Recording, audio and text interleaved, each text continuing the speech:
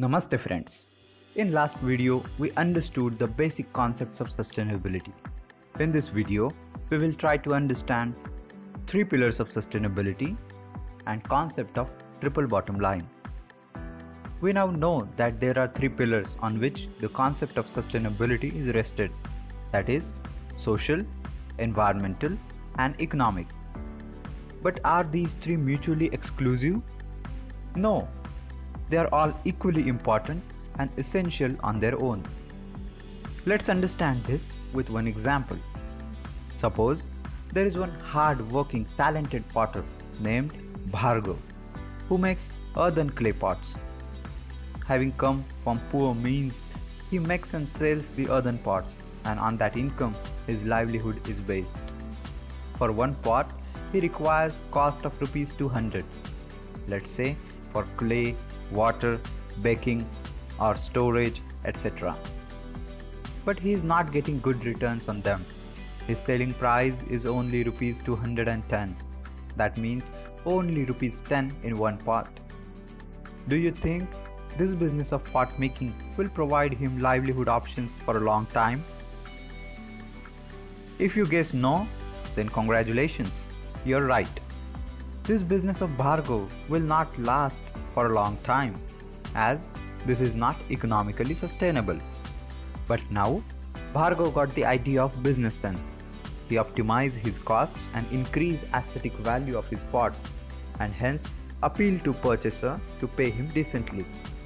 Now, his costs are rupees 170 and his selling price is 250, profit of 80 for one pot.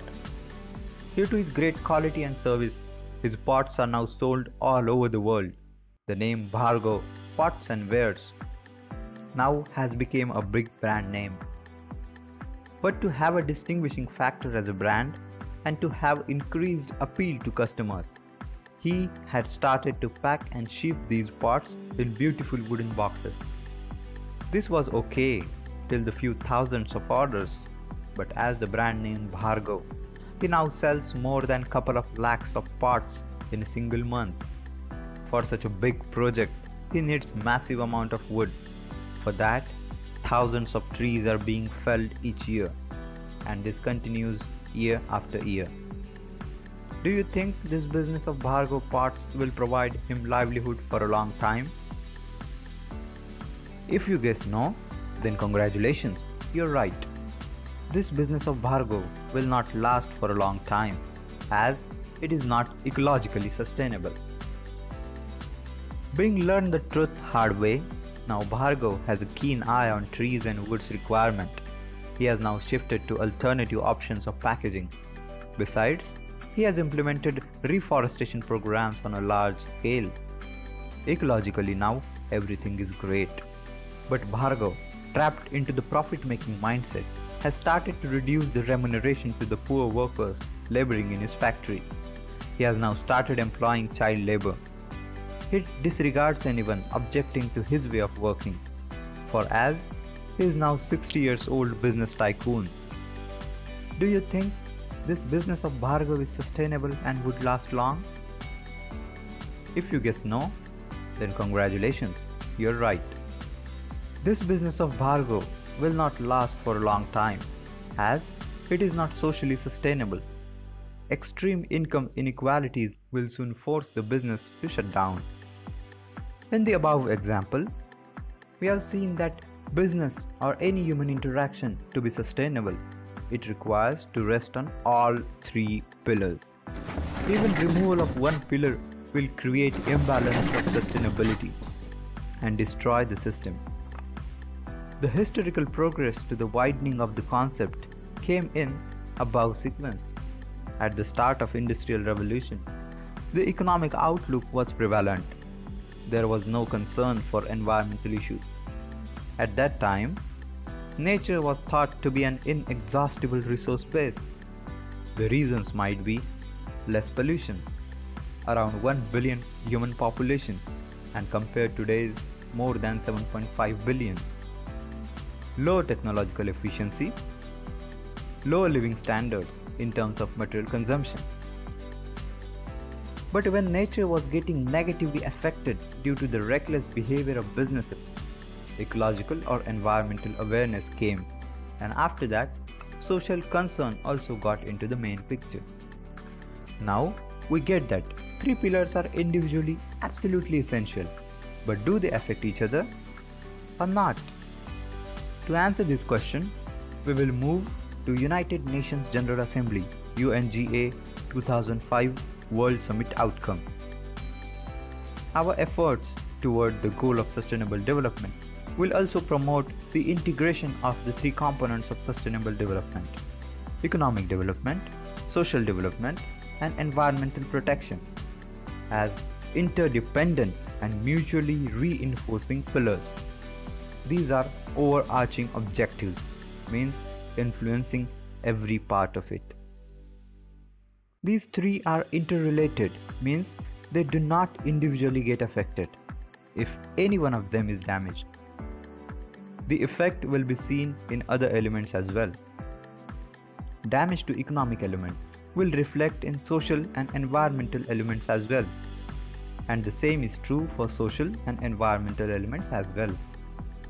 We can't look idly at environmental degradation or social injustice just because it has not yet shown its repercussions or we failed to observe them.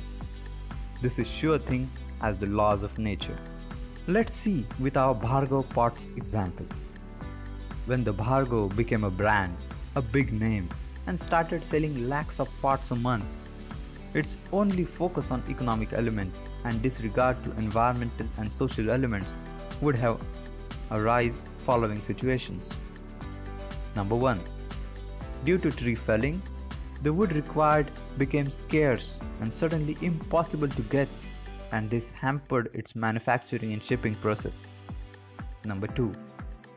The transition to another material can't be so easy for such a great volume and invariably required R&D time and testing feasibility and start on actual basis. Number 3. During this transition time, customers can get switched to competitors, leading to loss of sales. Number 4. There are other ecological phenomena, like less number of trees will reduce the rainfall, water availability, and thus water needs to be purchased at higher costs. Number 5. Disregard to social element will reduce the motivation of company workers with ever decreasing productivity. Number 6. Social element also aggravates the problem of environmental degradation, as people falling in poverty will be forced to inefficient energy systems. For example, instead of buying LPG, they will be forced to use wood for cooking purposes. This will again aggravate environmental degradation and so on. This Venn diagram can be interpreted as, in such a vast interrelated system of world, always there would be effects on the other elements, whether we can see them in short term or not. But question arises, how can we incorporate this into business's performance or operations? Here, triple bottom line concept can be helpful. In 1994, author and sustainability expert John Elkington coined the term triple bottom line, also called TBL or 3BL. This concept was not new. In fact, it was old and used from a long time, but he gave it a new language that could move the business world towards action. With almost 500 years after the invention of single bottom line, that is, double entry bookkeeping accounting practices by Luca Pacioli, the TBL came. In finance, a company's bottom line means how much profit does it make. Elkington's TBL framework helps to realize the goal of sustainability in business practices. Businesses look beyond profits to include environmental and social issues to measure the full cost of doing business. TBL looks at above three essential elements, 3 P's: people, planet, and profit. People, representing social element. It's about socially responsible operation. Planet, representing ecological element. It's about environmental conservation and preservation. Profit, representing economic element. It's about companies' profit and loss. We will delve deeper into these TBL's relevance in the current times in next video. Please like, share and subscribe and hit bell icon to get notified of our next video. And thank you so much for watching.